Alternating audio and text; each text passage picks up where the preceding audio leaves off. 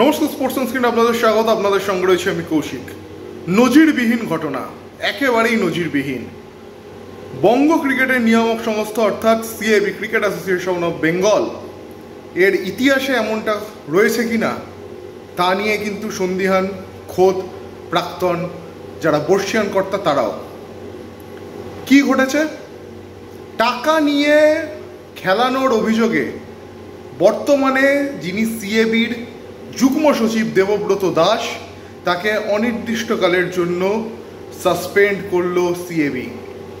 আজকে অ্যাপেক্সের মিটিং ছিল বঙ্গ ক্রিকেটের নিয়ামক সংস্থা, এবং সেই অ্যাপেক্সের মিটিংয়ে কিন্তু এই সিদ্ধান্ত নেওয়া হয়েছে।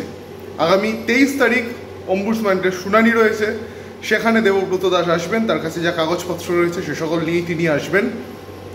সেখানে অম্বুডসম্যান কি সিদ্ধান্ত নেয় সেদিকে তো নজর থাকবেই, কারণ অম্বুডসম্যান যদি এই সাসপেনশন তুলে দেয় তাহলে সেটা উঠে যাবে, তবে সেই সম্ভাবনা নেই বললেই চলে।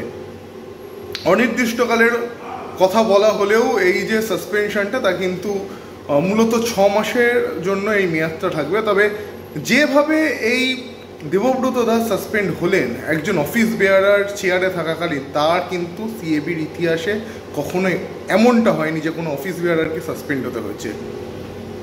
এদিন ইডেন গার্ডেন্স ছাড়ার আগে নিজের ঘর খালি করে দেন, নিয়ে যান জগমোহন ডালমিয়ার ছবি, মা তারার ছবি এবং তার যা ব্যক্তিগত যেগুলো তার ডায়েরি এবং আরও বিভিন্ন কিছু সরঞ্জাম, সেগুলো তিনি গাড়িতে তুলে নেন।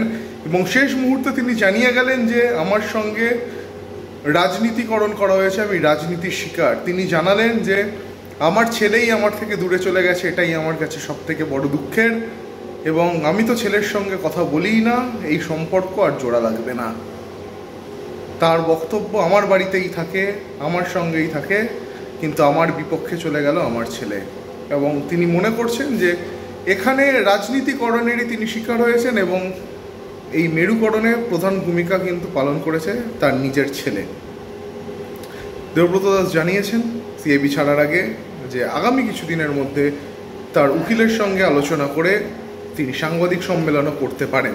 আর একটি বিষয় আপনাদের জানিয়ে রাখি যে 20 সেপ্টেম্বর সিএবির এজিএম হওয়ার কথা ছিল, সেই ডেটটা কিন্তু পিছিয়ে গেছে। 20 সেপ্টেম্বরের পরিবর্তে সিএবির এজিএম হচ্ছে 22 সেপ্টেম্বর।